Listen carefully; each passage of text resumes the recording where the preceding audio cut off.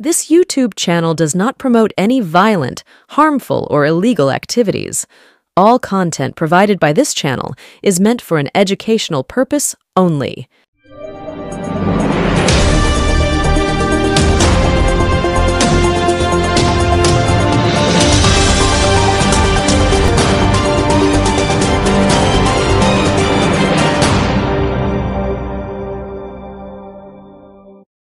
স্বাগতম, নমস্কার, আসসালামু আলাইকুম।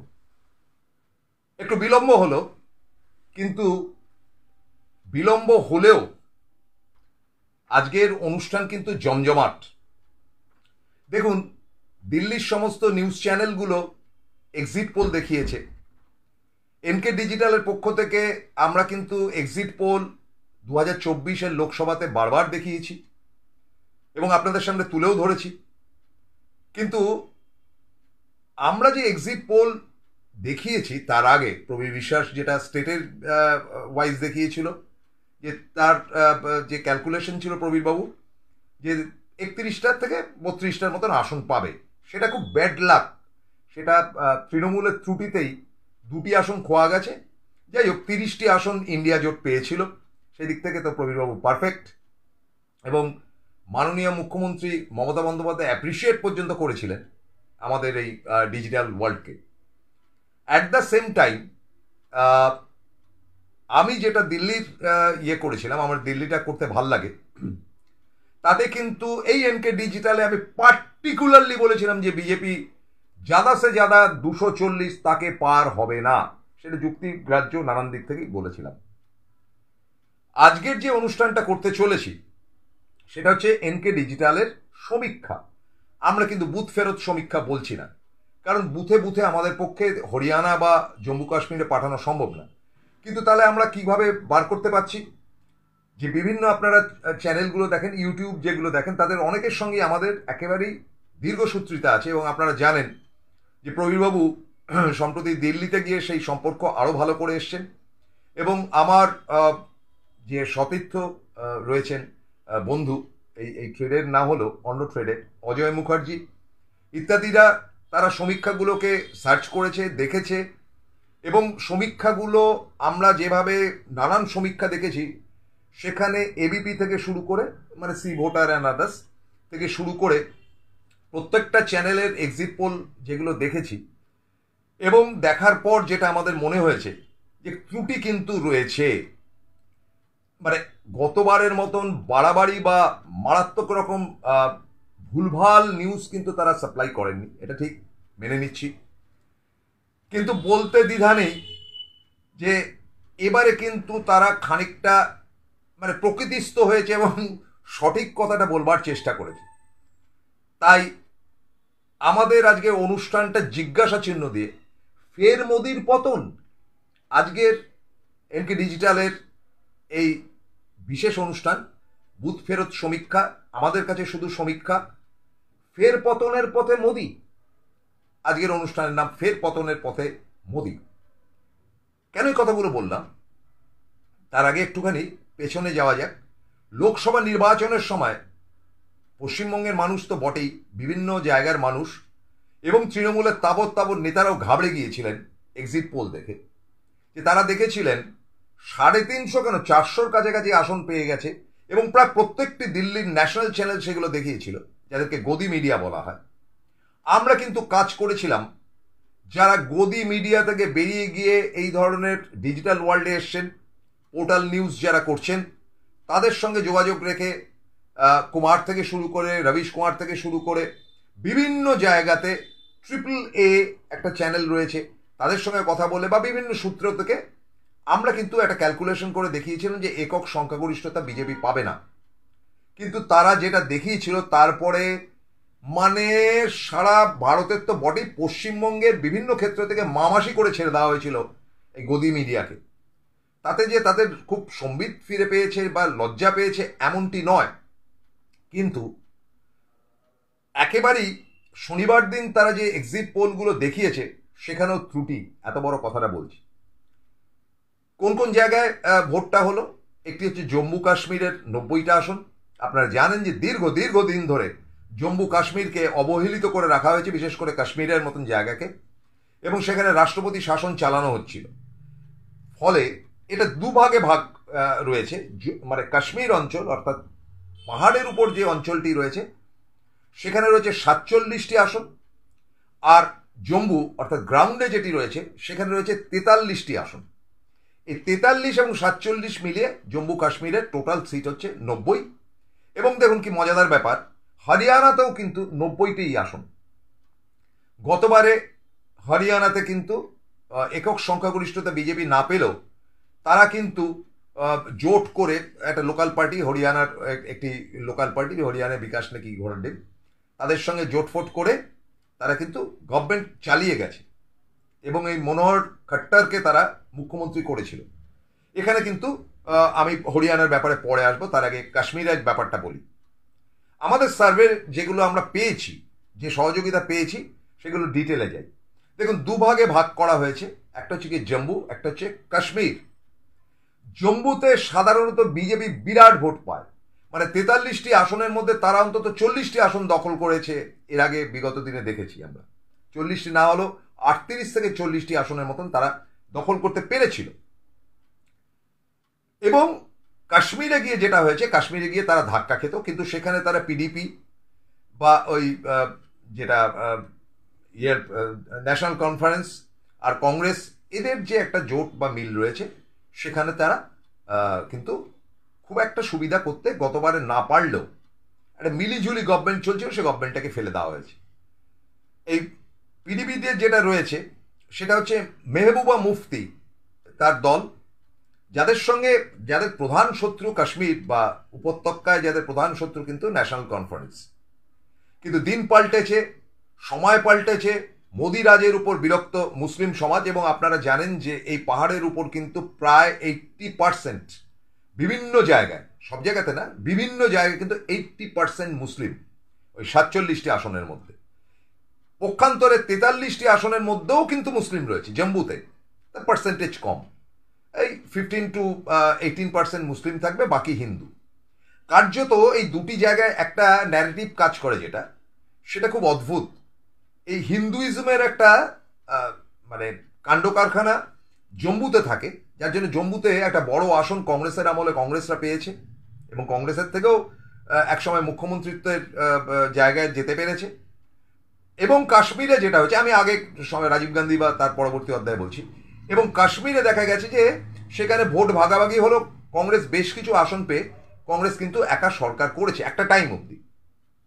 কিন্তু বিজেপি আসার পর থেকে, মানে প্রথম বাজপেয়ীর আমলে এই মেহবুবা মুফতি এরা কিন্তু প্রাথমিকভাবে বাজপেয়ীর সঙ্গে হাত মেলায়, পরবর্তী অধ্যায়ে তারা বেরিয়ে যায় ন্যাশনাল কনফারেন্স এসে বাজপেয়ীর সঙ্গে হাত মেলায়, অর্থাৎ ফারুক আবদুল্লাহ এবং তার টিম।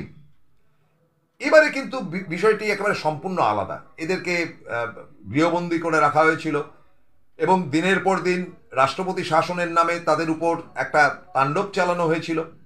পুলওয়ামার মতন ঘটনা ঘটেছিল, যে ঘটনার চাপ সৃষ্টি করা হয়েছিল কাশ্মীরিদের উপর। এবং কাশ্মীরিরা নিজেদেরকে যারা ভারতীয় মনে করেন তারা কিন্তু এটা তীব্র প্রতিবাদ করেছিল। এবং কিছুদিন আগেও আমরা দেখলাম এই যে ছাত্রছাত্রীরা যারা ঘুরছে, আজাদ কাশ্মীর বলে চেঁচামেচি করেছে, ছোটলোকামি করেছে, যাদবপুরের ছেলেমেয়েরা অন্যায় করেছে।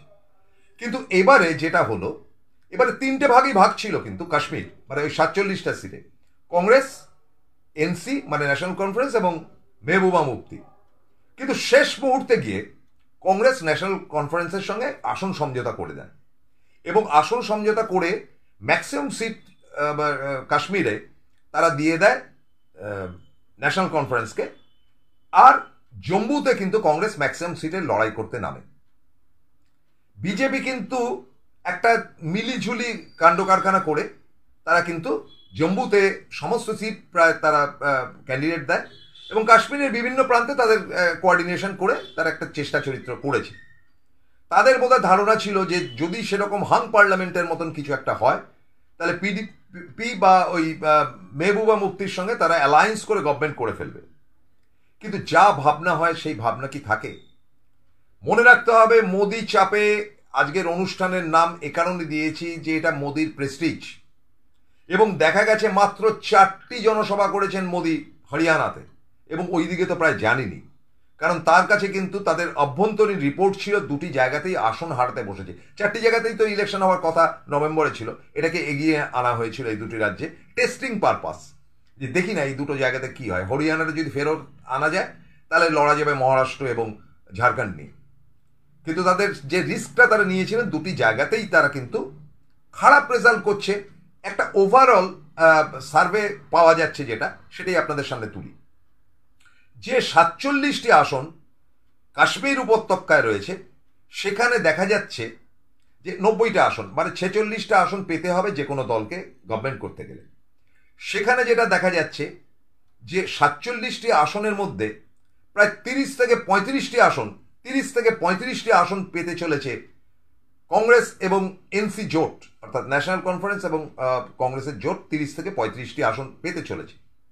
সেখানে 5 থেকে 10টি আসন পেতে পারে মেহবুবা মুফতির দল, এবং সেখানে বিজেপি একটি আসনও পাচ্ছে না বলেই খবর 47টি আসনের মধ্যে। তাহলে 30 থেকে 35-এর মধ্যে আমি 32 থেকে 33টি আসন যদি আমি ওপরে তুলি, তাহলেও কিন্তু 16টি আসনের মতন ডিফারেন্স একটা থাকছে। যদিও এটা কার্যকরী হবে না, কারণ প্রচুর নির্দল সেখানে রয়েছে, সেটা ম্যানেজেবল। তলায় যেটা দেখা যাচ্ছে যে এই 43টি আসনের মধ্যে 43টি আসনই পেতে হতো বিজেপিকে, এবং ওপর থেকে যদি কোনো অ্যালায়েন্স করে বা মেহবুবা মুফতির সঙ্গে অ্যালায়েন্স করে কোনো রকমের গভর্নমেন্ট করা যেত তাহলে হতো। বিজেপি ধরেই নিয়েছিল যে আমাদের কোনো মুখ্যমন্ত্রী ওখানে হবে না জম্মু কাশ্মীরে, কাউকে এটা ম্যানেজ করতে হবে। কিন্তু দেখা যাচ্ছে শেষ মুহূর্তে কংগ্রেস ভালো রেজাল্ট করেছে, যেটা আমরা জানতে পারছিলাম যে কংগ্রেস ভালো রেজাল্ট করছে। কংগ্রেস অ্যালায়েন্স এই 43টি আসনের মধ্যে 16 থেকে 17টি আসন পেতে চলেছে। 16 থেকে 17 এবং ওপরে যদি 32টি আসন তারা পায়, তাহলে কিন্তু এনসি এবং কংগ্রেসের জোট গভর্নমেন্ট করে ফেলছে। অর্থাৎ তারা প্রায় 47 থেকে 48টি আসন সেখানে পাচ্ছে। যদি দু একটি কম হয় তাহলে পিডিপি কিন্তু তাদের সাহায্য করবে বা সহযোগিতা করবে। অলরেডি কিন্তু কথাবার্তা শনিবার দিন রাত্রিবেলাই হয়েছে যে কোনোভাবে বিজেপিকে আটকাও, বিজেপি আমাদের কমন এনিমি। এবং এনসি জোট কিন্তু আপনারা জানবেন যে এই ইন্ডিয়া জোটের মধ্যে রয়েছে, যেটা মমতা বন্দ্যোপাধ্যায়কে সাপোর্ট করতে হয়েছে এই জোটকে, এবং মমতা বন্দ্যোপাধ্যায় তাদেরকে সাপোর্টও করেছেন। তাহলে ব্যাপারটা যেটা দাঁড়াচ্ছে যে খুব দুর্ঘটনা না ঘটলে এই জোট অর্থাৎ এনসি এবং ন্যাশনাল কনফারেন্স এবং কংগ্রেস জোট সেখানে গভর্নমেন্ট করতে চলেছে। আপনারা লিখে রাখুন, যদি 2-4টি আসনের এদিক ওদিক হয়, এবং অধিকাংশই দেখাচ্ছে এরাও 35 থেকে 40, ওরাও 35 থেকে 40, এরকম হয় নাকি রেজাল্ট? দুটো কি করে একসাথে হয়? সেভাবে হয় না। যদি হাং কন্ডিশনও আসে তাহলে পিডিবি কিন্তু বিজেপির সঙ্গে হাত মেলাবে না। কিন্তু ওই টাকা পয়সা, ভয়, চমক ইত্যাদি ব্যাপার যদি হয় সেটা আলাদা। এখন কিন্তু কাশ্মীরি যারা পলিটিক্যাল পার্টি তাদের কাছে একটি ব্যাপার পরিষ্কার হয়েছে, খুব চমক ধমকে কাজ হবে না, কারণ মোদির সেই শক্তি নেই। মোদির সেই শক্তি নেই কারণ তারা 240-এ দাঁড়িয়ে রয়েছে। আর সিবিআই ইডি দেখুন, তাদের কাছে খবর রয়েছে যে এখানে কেষ্ট মণ্ডল থেকে শুরু করে বিভিন্ন লোককে ছাড়তে হচ্ছে, এবং তাদের কাছে আরও টাটকা উদাহরণ, আপ পার্টির লোকেরা এক এক করে ছাড়া পেতে পেতে প্রায় সবাই ছাড়া পেয়ে গেছে। ফলে তারা এখন আর সিবিআই ইডিকে ভয় পাচ্ছে না বা পাত্তা পাচ্ছে না। কাজেই এটা ধরে নিতেই হয় যে মোদির পতন কিন্তু কাশ্মীর এবং জম্মু এবং কাশ্মীরে তার পতন অনিবার্য। জম্মুর আর একটা ইন্টারেস্টিং ব্যাপার আছে যে আর্মি বেস একটি জায়গা রয়েছে, সেখানে পাঞ্জাবিদের বাস রয়েছে। পাঞ্জাবিরা কিন্তু একেবারে ভয়ঙ্কর চটা। তাদের ভোট যদি চলে আসে তাহলে এই 43টি আসনের মধ্যে থেকে অন্তত কংগ্রেস অ্যালাইজরা 18 থেকে 20টি আসন অব্দিও চলে যেতে পারে। এত দূর অব্দিও আপনাদের বলে রাখলাম। Very interesting. মঙ্গলবার দিন তার রেজাল্ট বেরোবে, আমরা অপেক্ষা করব। কিন্তু আমরা আমাদের এনকে ডিজিটালের পক্ষ থেকে জানিয়ে দিচ্ছি যে সেখানে মোদির আসার ক্ষমতা একক শক্তিতে অসম্ভব। লিখে রাখুন। চলে আসে হরিয়ানাতে। হরিয়ানাতে আমরা বুঝতেই পারছিলাম, প্রবীরবাবুও একটা করেছিলেন যে হরিয়ানাতে পতন হচ্ছে, কিন্তু পতনটা কিভাবে?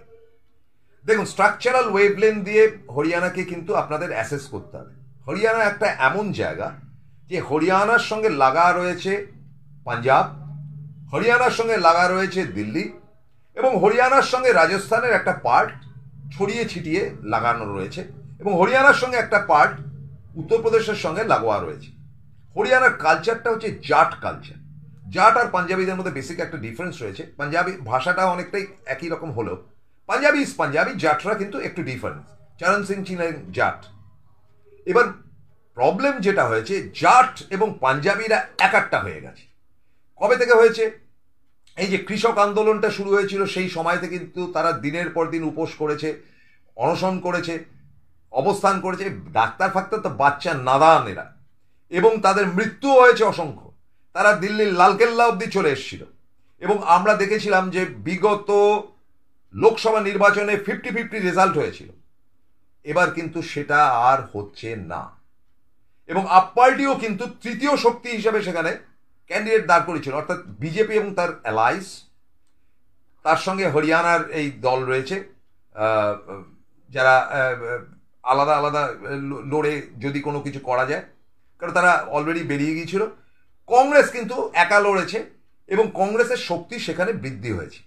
এবং কংগ্রেস লাস্ট টাইমে যে ট্রাম্প কার্ডগুলো খেলেছে সেগুলো হচ্ছে কংগ্রেসের যারা আগে ক্যান্ডিডেট ছিল, ভূপেন্দর সিং এরা তো দাঁড়িয়েছে, ভূপেন্দর সিং হুডা এরা দাঁড়িয়েছেনই। তার সঙ্গে সঙ্গে তারা এই যে আন্দোলনকারী কৃষক তাদের অনেককেই দাঁড় করিয়েছে বিভিন্ন জায়গায়। সেখানে তারা কংগ্রেস এবার করেছে কি, জাঠেদের পক্ষ থেকে নিম্নবর্গের লোকেদের দাঁড় করিয়েছে বিভিন্ন জায়গায়, শিডিউল কাস্ট, শিডিউল ট্রাইব বা লোয়ার কাস্ট যাদেরকে বলুন, সেটা ইকুয়ালি খুব ফ্যান্টাস্টিকলি প্ল্যান ওয়াইজ তারা সেটা করেছে। এবং আপনারা দেখবেন যে এই হরিয়ানা লাগোয়া যে উত্তরপ্রদেশটি রয়েছে সেখানে কিন্তু মোদি ধরাশায়ী হয়েছিল বিগত লোকসভা নির্বাচনে।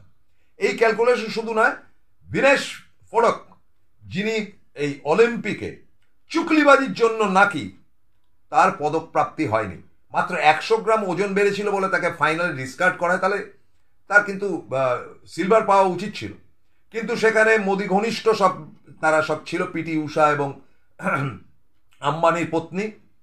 তারা কি করেছিল ঘোটালা, এখানে এসে পরিষ্কার ভোগট বলেছিল যে আমি আর এদের মধ্যে নেই, এবং তিনি ধরেই নিয়েছেন যে এটা একেবারেই সরকারের পক্ষ থেকে তাকে টাইট দেওয়া হয়েছে, যেহেতু তিনি আন্দোলন করেছিলেন।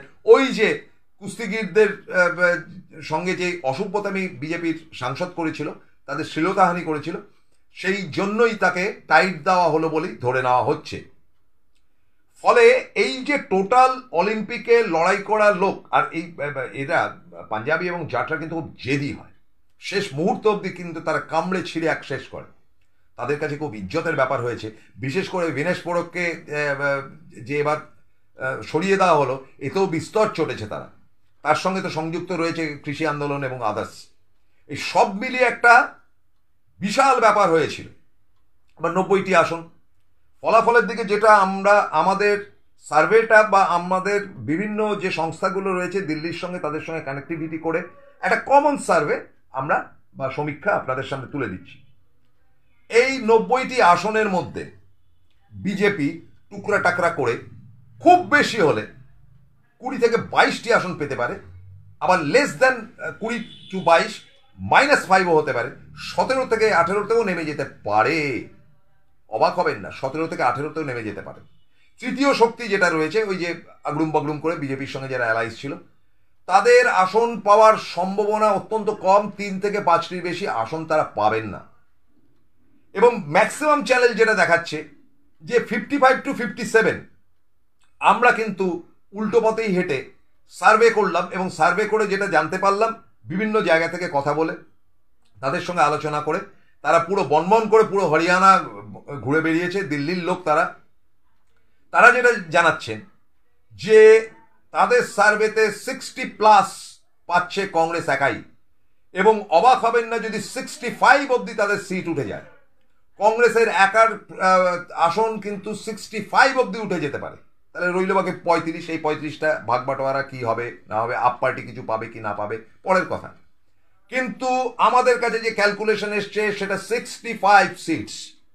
বাকি সবাই বলছে ওই 55, কেউ বলছে 50, কেউ বলছে 55 থেকে 57।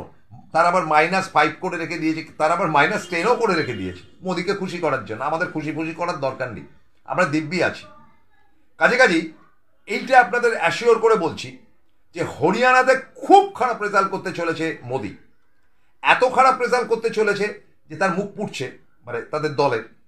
এবং তারা প্রচুর করেননি যে তারা প্রচুর প্রচার করেছে, প্রচারের ফল হচ্ছে একেবারেই তাদের বিপরীতে গেছে। কারণ তারা চোটেই ছিল, তারা অপেক্ষা করছে যে কবে মোদিকে বা মোদী সরকারকে, কারণ এই সরকারের এই ব্যাপার তো চলছে, বা এই এনডিএ সরকারকে হারানো যায়।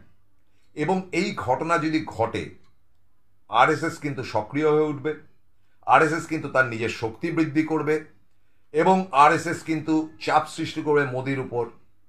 তাহলে কি মোদির বিদায়ের পালা? কি হবে জানি না, তবে মোদির শক্তি হ্রাস হবে এবং এই এনডিএ জোটের মধ্যে 240 আসন বিশিষ্ট মোদি এই সিবিআই, ইডি ইত্যাদি ইত্যাদি ব্যাপারগুলো থেকে অনেকটা সরে যাবে এবং টোটাল ব্যাপারটা থেকে একেবারে মনমরা হয়ে পড়বে। কারণ এই দুটো হাতছাড়া যে মুহূর্তে হয়ে যাচ্ছে, এটা হচ্ছে তো বটেই, তখনই কিন্তু তাদের চিন্তাটা বাড়ছে যে মহারাষ্ট্র এবং ঝাড়খণ্ড নিয়ে। কারণ এটার একটা এফেক্ট পড়বে, এটার একটা এফেক্ট সারা ভারতেই পড়বে। এবং একই সাথে এই সার্ভে যারা করছিল তাদেরকে আমরা একটা অনুরোধ করেছিলাম যে এই মুহূর্তে পশ্চিমবঙ্গে ভোট হলে কি হতে পারে। তাদের উত্তর হচ্ছে 240 থেকে 245টি আসন মমতা বন্দ্যোপাধ্যায় একা জিতবে। আবার বলবো, মমতা বন্দ্যোপাধ্যায় একা এই মুহূর্তে ডাক্তারি লম্পঝম্পর পর 240 থেকে 245টি আসন এই মুহূর্তে ভোট হলে তৃণমূল কংগ্রেস পাবে। কাজেই আমি মনে করি যে এটা ইন্ডিয়া জোটের জয়। কংগ্রেস সেখানে ক্ষমতায় আসছে, কংগ্রেসের মুখ্যমন্ত্রী এখন সেটেল করছে, এখন তারা রাত্রিবেলা বসেই বিজেপি মানে খুবই বিমর্ষ। এবং কাশ্মীরে কে মুখ্যমন্ত্রী হবে জানা যায়নি, হয়তোবা এনসির থেকেও মুখ্যমন্ত্রী হতে পারে, তারা সেটা মিউচুয়ালি স্ট্যান্ড করবে।